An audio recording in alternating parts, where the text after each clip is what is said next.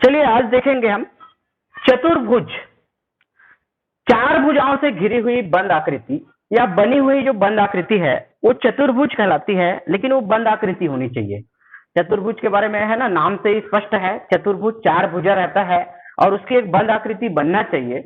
और चतुर्भुज के जब चारों कोणों को हम जोड़ते हैं, अंतःकोण का कोई भी चतुर्भुज बना लो, तो उसके अंतःकोणों का जोड़ जो है वो 360 अंश होता है ना। चतुर्भुज के चारों अंतःकोणों का योग 360 अंश होता है।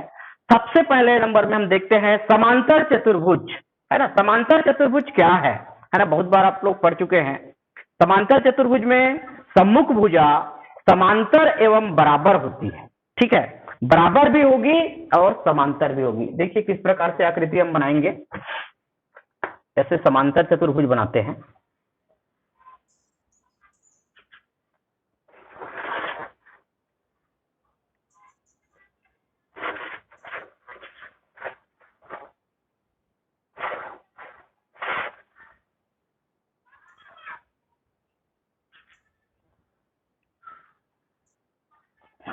ये है समांतर चतुर्भुज।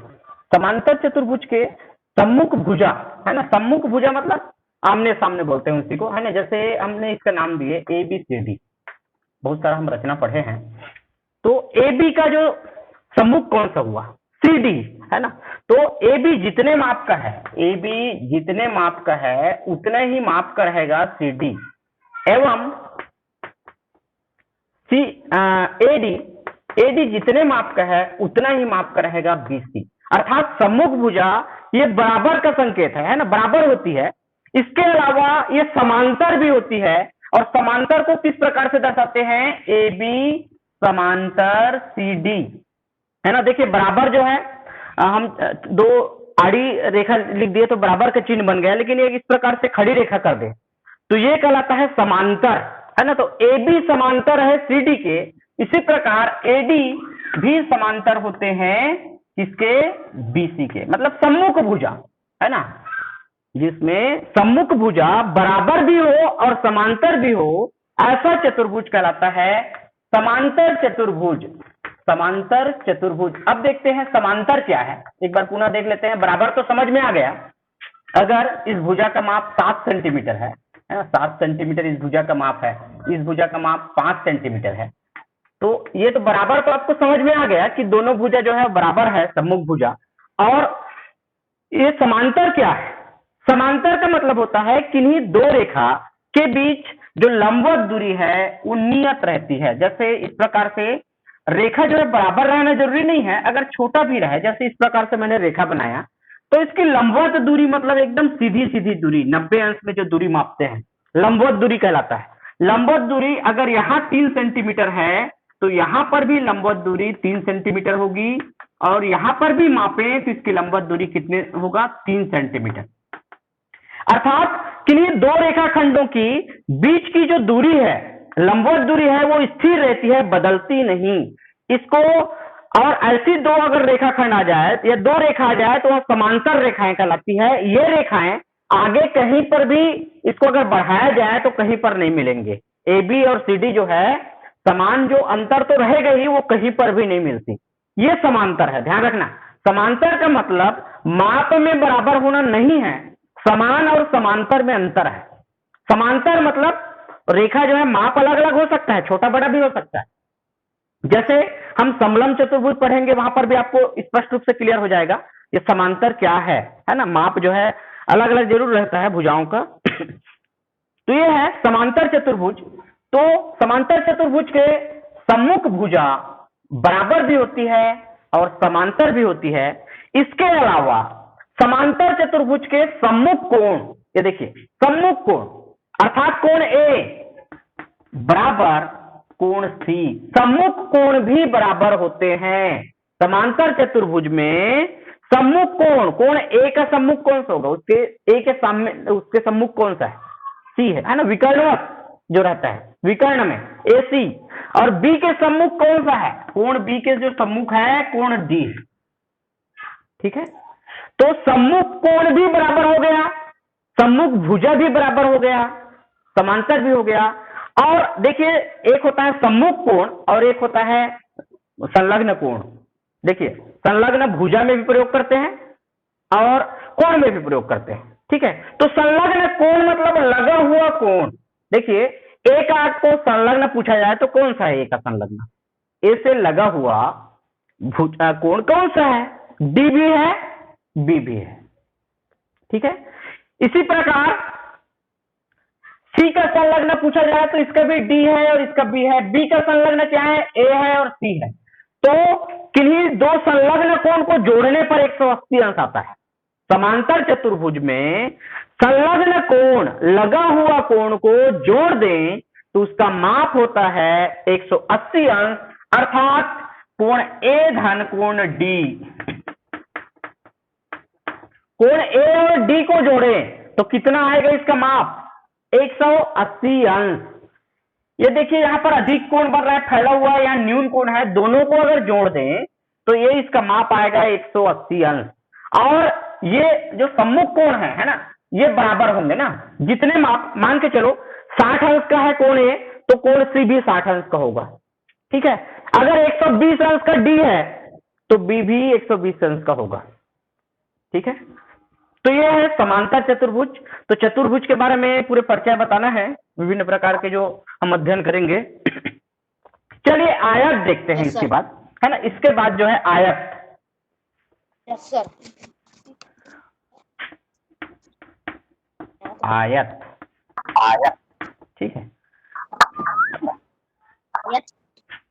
यस सर, आयत। आयत देखते हैं। और चलिए आयत क्या है?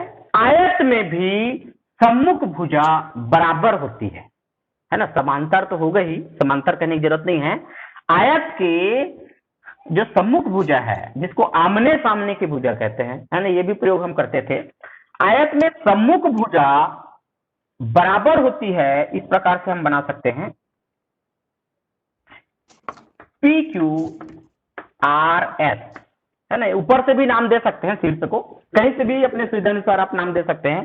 देखिए आयत में भी सम्मुख भुजा बराबर होती है, अर्थात पी क्यू के बराबर आर एस है ना। पी क्यू जितना है, पी क्यू की लंबाई उतना ही लंबाई आर एस का होगा, और जितनी लंबाई एस पी का है उतना ही लंबाई आर क्यू का होगा, है ना। अर्थात सम्मुख भुजा बराबर होते हैं। देखिए आयत में क्या क्या शर्त है। पहला तो यह है कि इसकी सम्मुख भुजा बराबर होती है ना। आयत के पहला पॉइंट है सम्मुख भुजा बराबर होती है।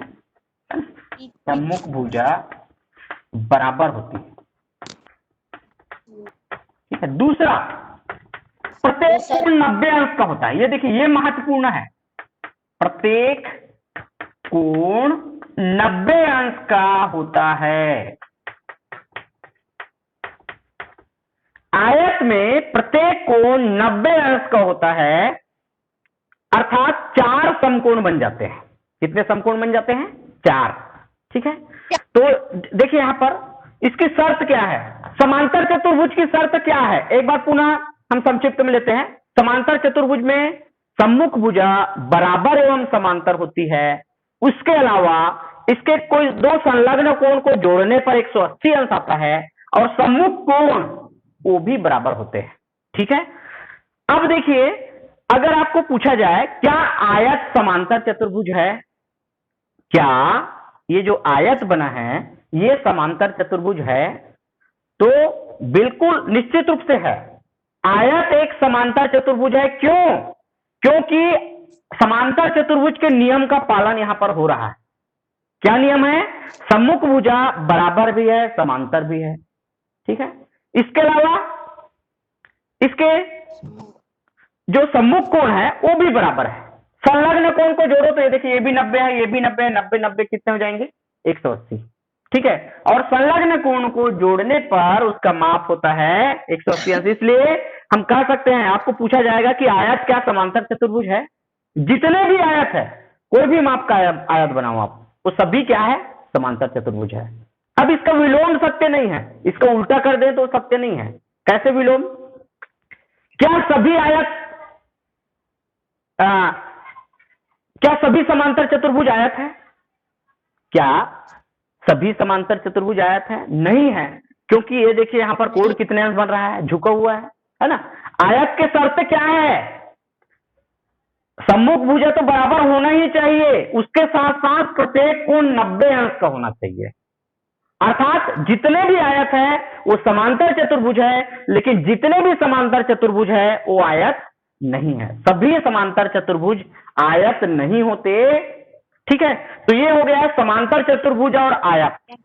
चलिए आगे और बढ़ते हैं। इसके बाद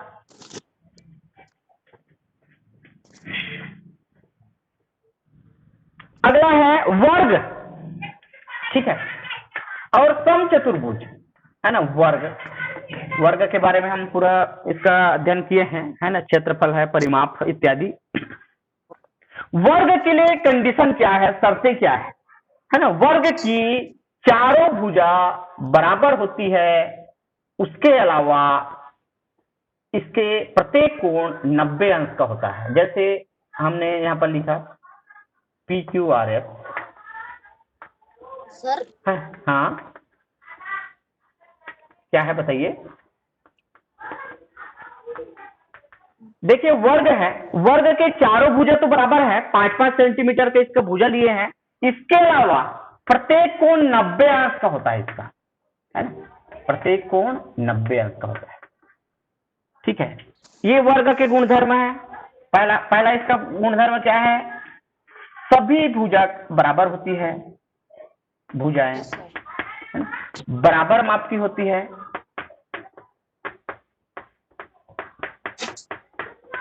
दूसरा क्या है, यहां पर सभी कोण 90 अंश के होते हैं, या प्रत्येक कोण 90 अंश के होते हैं। इसके अलावा इसके विकर्ण भी बराबर हो जाते हैं। देखिए भुजा बराबर है, कोण बराबर है, तो इसके दोनों विकर्ण बराबर होते हैं, है ना। इसके विकर्ण समझते हैं? सम्मुख शीर्ष को मिला दो, P से लेकर हम Q R तक एक लाइन खींच दे, विकर्ण, है ना। चतुर्भुज की रचना हम लोग पढ़े हैं भली भांति। और S से Q को मिला दें तो ये दूसरा विकर्ण है नहीं। हर एक जितने भी चतुर्भुज है, ध्यान रखिए, वर्ग और आयत भी चतुर्भुज है। चतुर्भुज का तात्पर्य होता है चार भुजा से बनी हुई आकृति, है ना। आयत बोल दिए, वर्ग बोले तो ये पूछा जाए कि क्या यह चतुर्भुज है, तो बेशक यह चतुर्भुज है ना। चतुर्भुज है, बंद आकृति बनता है चार भुजाओं से, और उसको जब जोड़ते हैं, उसके भुजाओं का जब माप, उसके कोणों का माप जोड़ते हैं, तो प्रत्येक कितना अंश का, मतलब कुल मिला के कितना होता है? 360 अंश। जितने भी चतुर्भुज है, सभी चतुर्भुज के लिए ये नियम सत्य है कि उसके अंतःकोणों को जोड़ने पर 360 अंश आता है। आप चांदे की सहायता से कोई भी आकृति बना लीजिए पहले, और चांदे की सहायता से उसको माप लीजिए, ठीक है। तो वहां पर प्रत्येक कोण का जो योग है ना, सभी अंतःकोणों का योग 360 अंश का होगा। तो देखिए वर्ग की क्या क्या जो शर्तें हैं, क्या क्या पॉइंट है। एक तो सभी भुजा बराबर होती है, इसके अलावा सभी कोण बराबर तो होती है, और कितने अंश का होती है? 90 अंश का होती है। इसके अलावा इसके विकर्ण बराबर होते हैं, ठीक है। क्यों? क्योंकि भुजा बराबर है, कोण बराबर है, तो विकर्ण भी क्या होगा? बराबर होगा। लेकिन केवल अगर भुजा बराबर है और कोण बराबर नहीं है, तो विकर्ण बराबर नहीं होगा। अभी इसका उदाहरण देखेंगे अगला। तो विकर्ण बराबर होते हैं, और विकर्ण जहां पर भी मिलते हैं, दोनों विकर्ण, ये देखिए आकृति है ना, ये मैंने बनाया, वर्ग बनाया, विकर्ण, ठीक है, जहां पर भी समद्विभाजित करते हैं,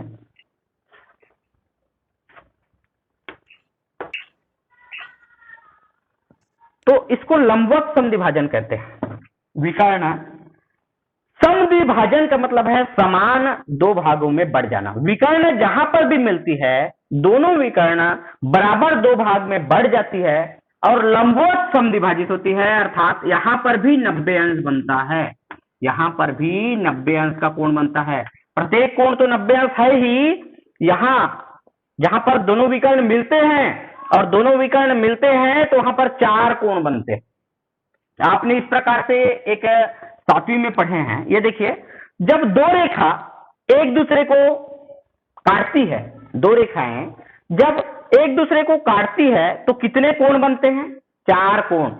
और जो सम्मुख कोण रहते हैं, विपरीत दिशा के कोण रहते हैं, वे शीर्षाभिमुख कोण कहलाते हैं। क्या कहलाते हैं? शीर्षाभिमुख कोण। अगर एक 50 है तो दूसरा भी उसके शीर्ष के सामने वाला वो भी कितना रहेगा? 50। शीर्षाभिमुख कौन सा है? जैसे मैंने लिखा है यहाँ पर कोण नंबर 1, 2, 3, 4। एक का शीर्षाभिमुख क्या है? 2 है, और 3 का शीर्षाभिमुख है 4। शीर्षाभिमुख कोण सदैव बराबर रहते हैं, बराबर माप के रहते हैं। और शीर्षाभिमुख कोण कब बनते हैं? जब दो रेखाएं एक दूसरे को प्रतिच्छेद करती है या काटती है तो 4 कोण बनते हैं, जिसमें विपरीत दिशाओं के 2 कोण शीर्षाभिमुख कोण कहलाते हैं। ठीक है, तो अभी हम देख रहे थे वर्ग। वर्ग के 4 भुजा बराबर होती है, 4 जो कोण है वो भी बराबर होते हैं, प्रत्येक 90 अंश के होते हैं। विकर्ण, दोनों विकर्ण बराबर होते हैं और एक दूसरे पर जब मिलते हैं समान 2 भाग में तो विकर्ण बढ़ता ही है। उसके अलावा लंबवत समद्विभाजित होता है। लंबवत शब्द आ गया या लंब शब्द आ गया तो समझिए वहां 90 अंश का कोण बन रहा है। ठीक है, चलिए आगे बढ़ते हैं। इसके बाद समचतुर्भुज। ठीक है, अब आप इस पर थोड़ा चिंतन कीजिए। समचतुर्भुज और वर्ग को अलग अलग क्यों रखा गया है ना? उसमें भी चारों भुजा बराबर है, क्यों अलग अलग रखा गया है? क्या उसमें अंतर है? आप तर्क लगाइए। समचतुर्भुज देखते हैं दूसरा, इसके बाद वर्ग के बाद है समचतुर्भुज।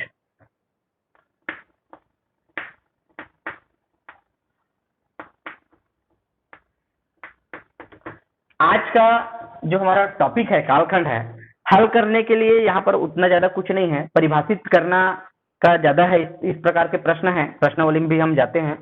तो चलिए देखते हैं समचतुर्भुज। समचतुर्भुज की चारों भुजाएं बराबर होती है,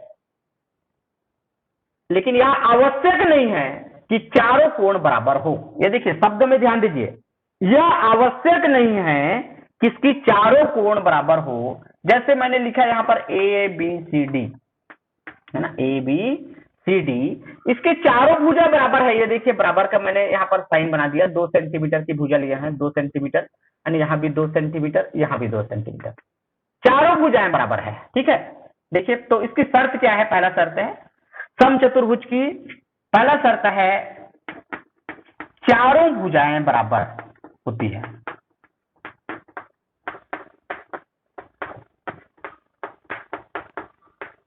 ये पहला शर्त है। दूसरा शर्त, इसके चारों कोण बराबर नहीं होती ना, ये ध्यान रखिए।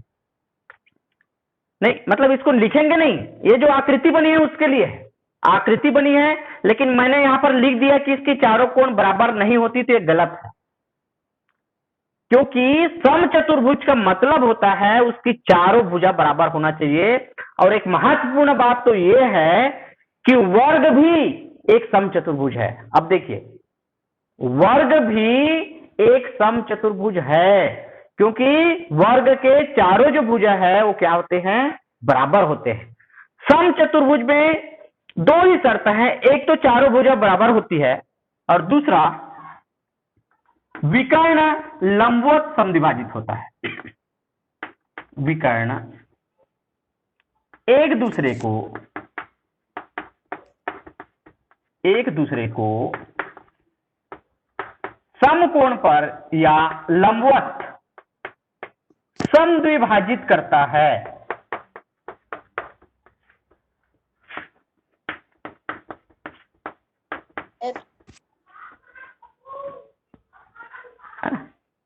चलिए सभी का एक बार, उसके बाद हम क्षेत्रफल देख लेंगे, जितने भी पढ़े हैं उसका क्या क्या क्षेत्रफल है। ये देखिए, अब यहां पर देखिए क्या अंतर लग रहा है। यहां पर कोण, प्रत्येक कोण 90 अंश नहीं है। अब यहां देखिए इस प्रकार के भी बना सकते हैं। अभी मैंने वर्ग की आकृति बनाया था, क्या यह समचतुर्भुज है? कोई विद्यार्थी बताएंगे, है ना? इसके भी 2 सेंटीमीटर माप का है, ये भी 2 सेंटीमीटर है, ये भी 2 सेंटीमीटर है, ये भी 2 सेंटीमीटर है। क्या यह समचतुर्भुज है? क्योंकि समचतुर्भुज की शर्त क्या है? चारों भुजाएं बराबर होती है और जो विकर्ण है वो लंबवत समद्विभाजित होती है, अर्थात समकोण पर समद्विभाजित होती है। देखिए जितने भी वर्ग होते हैं वो सभी समचतुर्भुज है। जितने भी वर्ग है वे सभी क्या है? समचतुर्भुज है। और समचतुर्भुज, सभी समचतुर्भुज वर्ग नहीं है। ये देखिए बात में आप लोग ध्यान देंगे, सभी समचतुर्भुज वर्ग नहीं होते। ऐसा समचतुर्भुज जिसका प्रत्येक कोण 90 अंश हो, ऐसा समचतुर्भुज जिसका प्रत्येक कोण 90 अंश हो, वही वर्ग कहलाता है। ये भी समचतुर्भुज है, चारों भुजा बराबर है और इसके जो विकर्ण है जहां पर मिलती है, हालांकि विकर्ण यहाँ पर दो प्रकार का है। ये देखिए जब इस प्रकार से आप तिरछा आकृति बनाते हैं तो विकर्ण एक बड़ी विकर्ण बन जाती है, एक छोटी विकर्ण बन जाती है। एक विकर्ण बड़ी होती है, एक विकर्ण छोटी होती है। क्यों? क्योंकि यहाँ पर कोण 90 अंश का नहीं है। इसी को अगर 90 अंश का बना दिया जाए तो दोनों विकर्ण बराबर हो जाते हैं। ठीक है, तो समचतुर्भुज की चारों भुजाएं बराबर होती है, विकर्ण एक दूसरे को लंबवत समद्विभाजित करता है। ये इसके समचतुर्भुज के अंतर्गत के रूल हो गए। चलिए अगला, फिर हम सभी का क्षेत्रफल के सूत्र देखेंगे, क्या क्या इसके सूत्र है। तो समचतुर्भुज के बाद आता है समलंब चतुर्भुज। ये देखिए समलंब चतुर्भुज,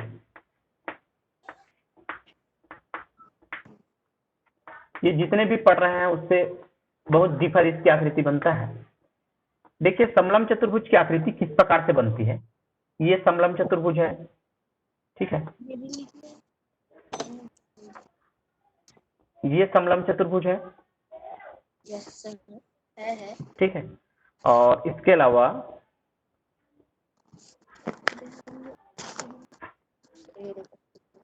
ये देखिए ये सभी समलंब चतुर्भुज है।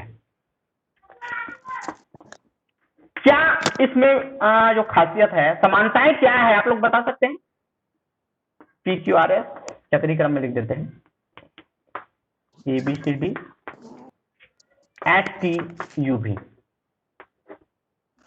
क्या समानताएं हैं, आप कोई बता सकते हैं इसमें क्या समानताएं हैं? ये सभी जो आकृति है समलंब चतुर्भुज का है, क्या समानताएं हैं? कोई भी विद्यार्थी अगर बताना चाहे तो बता सकते हैं। देखिए देखिए समानताएं क्या दिख रही है। ये भुजा ये वाला देखिए, ये पी क्यू, भुजा पी क्यू और भुजा एस आर, भुजा पी क्यू और एस आर को देखिए, इस किरण को आगे बढ़ाएं तो कहीं पर नहीं मिलेगी, या पीछे भी इधर बढ़ा दें तो कहीं पर नहीं मिलेगी। क्यों? क्योंकि दोनों जो है समान अंतर है। देखिए समान गैप है दोनों में, छोटा बड़ा जरूर है ना। अब यहां पर समांतर आप लोग समझेंगे। समांतर का मतलब होता है लंबाई, देखिए पी क्यू छोटी है, एस आर बड़ी है, भुजा पी क्यू छोटी भुजा है, एस आर बड़ी भुजा है, लेकिन दोनों की लंबवत दूरी सीधा सीधा 90 अंश की अगर इसमें दूरी मापा जाए तो इसकी दूरी जो है वो नियत है। अर्थात अगर यहाँ 5 सेंटीमीटर है तो यहाँ भी 5 रहेगा, यहाँ भी 5 रहेगा। लंबवत दूरी ना, तिर्यक दूरी नहीं, तिरछा दूरी नहीं मापना है, लंबवत दूरी। तो लंबवत दूरी क्या है इसकी? स्थिर है, नियतांक है, बदलता नहीं, समान होती है। तो जब दो रेखाओं की लंबवत दूरी बराबर होती है तो ऐसी दो रेखाएं समांतर रेखाएं कहलाती है, और यही जो है भुजा के रूप में है चतुर्भुज की। अर्थात सीधे सीधे कहें कि क्या हो रहा है यहां पर, इसकी शर्त क्या है? सम्मुख भुजा का एक जोड़ा, सम्मुख भुजा के कितने जोड़ा बनते हैं चतुर्भुज में? चतुर्भुज में सम्मुख भुजा के कितने जोड़े बनते हैं? 2 जोड़े, एक पी क्यू और आर एस और एक है आर क्यू और एस सी। कितना जोड़ा बनते हैं? 2 जोड़ा। तो सम्मुख भुजा के एक जोड़ा, एक युग्म समांतर होते हैं, है ना। इसमें होते हैं सम्मुख भुजा के एक युग्म या जोड़ा क्या होते हैं? समांतर होते हैं। ये इसकी महत्वपूर्ण है, बस एक पॉइंट है इसका। ऐसा चतुर्भुज जिसमें सम्मुख भुजा के केवल एक युग्म समांतर होते हैं समलंब चतुर्भुज कहलाते हैं। अब देखिए समांतर को पुनः मैं बता देता हूं। पी क्यू समांतर है, समांतर को इस प्रकार से 2 खड़ी लाइन से दर्शाते हैं, है ना। पी क्यू समांतर है किसके? एस आर की। यहां पर ए बी समांतर है, ये देखिए ए बी और सी डी में वही गैप है, सी डी छोटी भुजा है, ए बी बड़ी भुजा है, लेकिन दोनों समांतर है अर्थात समान गैप है। उसको आगे भी बढ़ाएं या पीछे भी बढ़ाएं तो कहीं पर मिलेगी क्या ये रेखा? नहीं मिलेगी। समांतर रेखाएं आगे या पीछे बढ़ाने पर कहीं पर भी नहीं मिलती, ठीक है।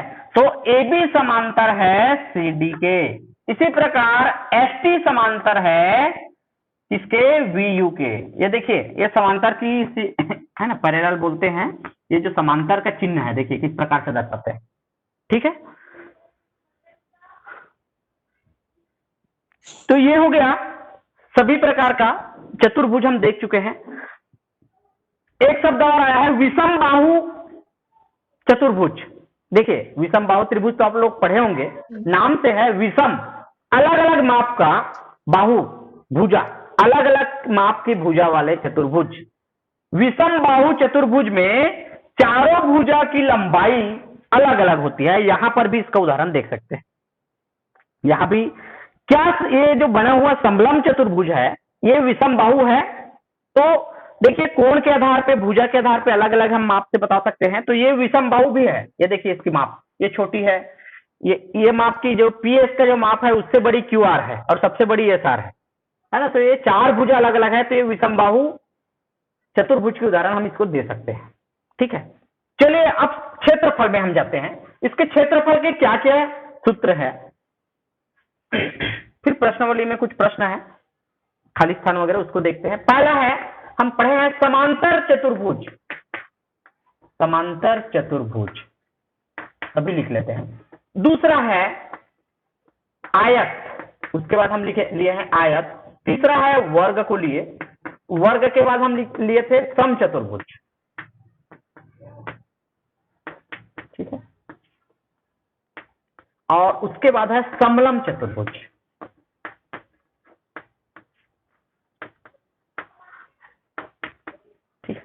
इसका क्षेत्रफल के क्या सूत्र है। समांतर भुजा में सीधे सीधे उसके आधार और ऊंचाई का गुणा कर देते हैं। देखिए अब क्यों आधार और ऊंचाई का गुणा करते हैं, क्योंकि समांतर चतुर्भुज से ही उसी प्रकार की क्या होती है आयत। आयत में हम लंबा और चौड़ा से दर्शाते हैं, इसमें आधार और ऊंचाई है नहीं, आधार और ऊंचाई। तो आयत का जो क्षेत्रफल है वो लंबाई गुना चौड़ाई होता है, लंबाई गुना चौड़ाई, लंबा और चौड़ा अपना वीडियो बंद कर, ठीक है। चलिए आगे, वर्ग का जो क्षेत्रफल होता है भुजा गुना भुजा। ये देखिए यहां भी लंबा और चौड़ा है, यहां भी लंबा और चौड़ा है, क्योंकि लंबाई चौड़ाई जब बराबर हो गई है तो उसी को हम क्या लिखे हैं, भुजा गुना भुजा। लंबाई और चौड़ाई जो है समान हो गई तो उसको हम लिखेंगे भुजा गुना भुजा। इसी को आप लिख सकते हैं भुजा का वर्ग। समचतुर्भुज का क्षेत्रफल होता है 1/2 पहला विकर्ण। ये देखिए इसका विकर्ण महत्वपूर्ण है। अभी मैंने बनाया था एक इसकी आकृति, तो दो विकर्ण में एक छोटी विकर्ण बन गया था, एक बड़ी बन गया था, तो बराबर भी हो सकती है ना। तो 1/2 गुना पहला विकर्ण गुना, जब विकर्ण इसके बराबर हो जाएंगे, समचतुर्भुज का विकर्ण बराबर हो गया तो क्या बन जाएगा, वो वर्ग बन जाएगा। क्या बन जाएगा, वर्ग। पहला विकर्ण गुना दूसरा विकर्ण। यदि समचतुर्भुज का विकर्ण दिया है तो इसका क्षेत्रफल ज्ञात करने का सूत्र है 1/2 गुना पहला विकर्ण गुना दूसरा विकर्ण, या इसके दो सूत्र होते हैं, आधार और ऊंचाई अगर दिया है, ऊंचाई को शीर्षलंब भी कहते हैं, शीर्षलंब के रूप में प्रयोग हुआ है, आधार और ऊंचाई दिया है तो इसका क्षेत्रफल का सूत्र जो है समांतर चतुर्भुज के क्षेत्रफल के बराबर हो जाता है। ये देखिए समचतुर्भुज के क्षेत्रफल ज्ञात करने के दो सूत्र है। अगर विकर्ण दिया है, दोनों विकर्ण का मान दिया है, तो 1/2 गुना पहला विकर्ण गुना दूसरा विकर्ण करते हैं, और यदि उसका आधार और ऊंचाई दिया है तो आधार और ऊंचाई के रूप में भी ज्ञात करते हैं। तो इसके दो सूत्र है, देखिए, ठीक है। और समलम चतुर्भुज, इसमें 1/2 गुना समांतर भुजाओं का योग, समांतर भुजा को जोड़ लेते हैं। देखिए दो समांतर भुजा भी हम आकृति देखे थे, समांतर भुजाओं का योग गुना ऊंचाई। ये देखिए किस प्रकार से बनाते हैं, इसका अलग फार्मूला है। 1/2 गुना समांतर भुजाओं का योग ब्रैकेट में लगा है, पहले जोड़ लीजिए। समांतर भुजा हम देखे हैं कि समलंब चतुर्भुज में एक जोड़ा क्या होते हैं, समांतर होते हैं। एक जोड़ा क्या होते हैं, समांतर होते हैं। तो 1/2 गुना समांतर भुजाओं का योग गुणा ऊंचाई करते हैं। 1/2 गुना समांतर भुजाओं का योग गुणा ऊंचाई। तो ये फार्मूला है जिसका आप प्रयोग करेंगे। ये सूत्र आप लोग नोट कर लीजिए, और इसका हम सब प्रयोग कर चुके हैं। क्षेत्रमिति जो पढ़े हैं, है ना, आप लोग क्षेत्रमिति के बहुत सारा अधिकांश जो चैप्टर है उसका वीडियो जो है बन गया है ना। तो आप YouTube लिंक में जाकर उस वीडियो का अध्ययन कर सकते हैं। चलिए हम प्रश्नावली में चलते हैं, आगे बढ़ते हैं।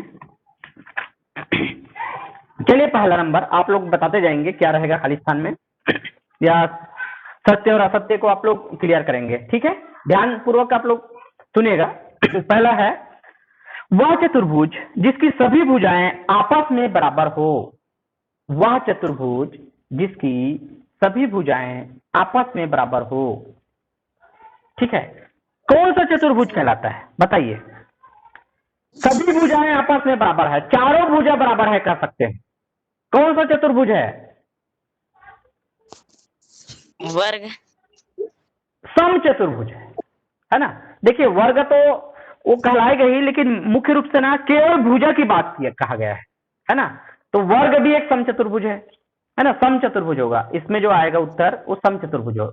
वर्ग के लिए 2 कंडीशन चाहिए, उसके प्रत्येक कोण भी 90 अंश का होना चाहिए।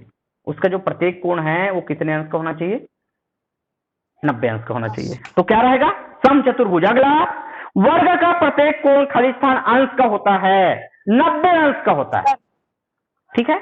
चलिए आप लोग भी बता जाएंगे।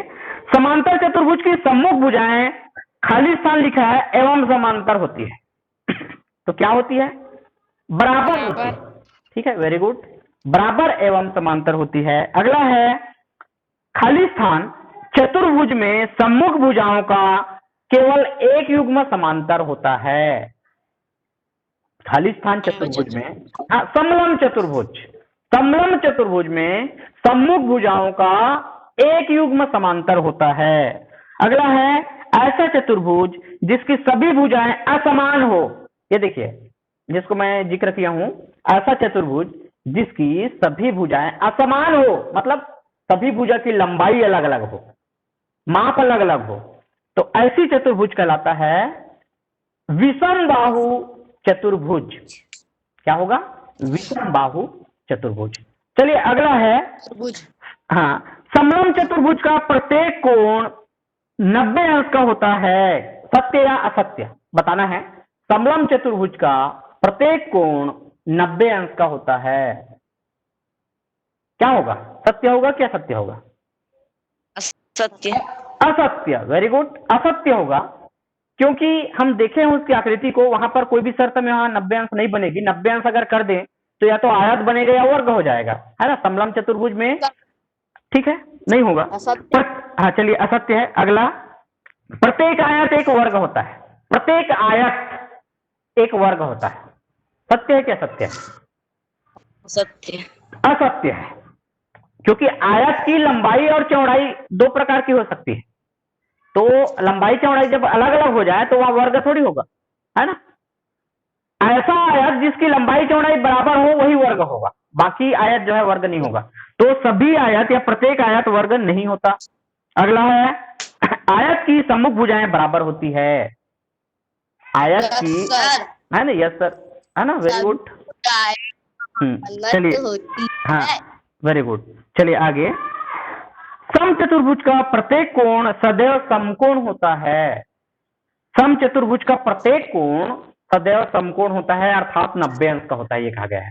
सम चतुर्भुज का जो प्रत्येक कोण है हमेशा 90 अंश का होता है क्या? नहीं होता, नहीं होता, नहीं होता। 90 अंश का होता है तो वह वर्ग कहलाता है। मैंने अभी बताया, ये देखो ना, एक सम चतुर्भुज है, ये देखो, ये भी सम चतुर्भुज है, चारों भुजा बराबर है, लेकिन 90 अंश है क्या यहाँ पर? नहीं है, झुका हुआ है। तो सदैव 90 अंश का नहीं होता, सदैव समकोण नहीं होता। अगला प्रश्न है, कबड्डी का मैदान आयताकार होता है। ठीक है, कबड्डी का मैदान आयताकार होता है, तो उसकी लंबाई और चौड़ाई अलग अलग माप के लेते हैं। लेते हैं कि नहीं लेते, है ना? हाँ, तो कौन सा आकार होगा? लंबाई और चौड़ाई जो है अलग अलग हो गया, लंबा अलग है, चौड़ा अलग है। चारों भुजा बराबर थोड़ी होती है, चारों माप, है ना? तो वो क्या होती है? आयताकार। क्या होती है? आयताकार होती है। ठीक है।